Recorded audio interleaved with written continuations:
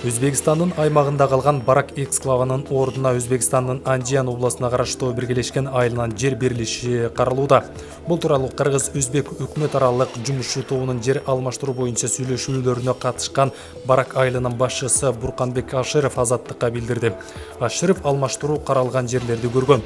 Алмаштырууну эл өзү сурап жатат. Барактын жолу 2013 жылдын 7 январынан тартып бир тараптуу жабылып калган.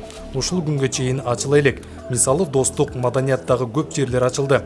Барактыкы ачылбай, эл Кызыл Кыя аркылуу каттап жатат. Мында бир тараптуу 300 чакырым, барып келиши 600 чакырым болот. Мурда Акташ аркылуу жүргөн жолубуз 2,5 эле чакырым болчу. Биз баракты ошол жакта таштай турган болдук. Өзбекстан бизге Анжиян облусуна караштуу Коргон Төбө районунун биргелешкен деген айылы бар.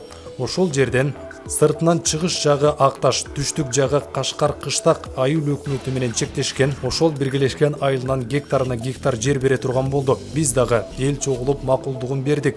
Азыркы күндө бул маселе иштелип жатат. Мен ошол бизге бериле турган жерди көрүп, ченеп жатканда өзүм кошо жүрдүм, деди Аширов. Айыл башы кошумчалагандай, учурда өкмөт өкүлдөрү бул иш 2 жылга чейин созулушу мүмкүн экенин билдиришкен.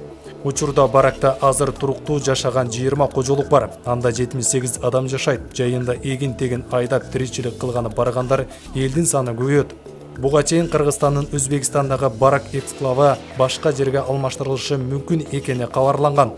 Бул маалыматты өкмөттөгү маалымат булактары да ырасташты. Аталган маселе Кыргыз-Өзбек өкмөт аралык жумушчу тобунун 7 августта Фергана шаарында өткөн жыйынында талкууланганын билдиришкен. Кара Суу районуна караштуу Барак айылы Өзбекстандын ичинде, чек арада 5 чакырым ичкери жайгашкан.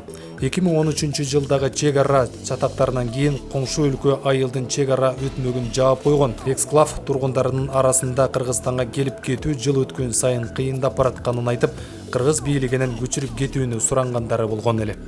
Маалымат булак Спутник сайты. Ирас каналына жазылып, акыркы жаңылыктарды күзөтүп барыңыз.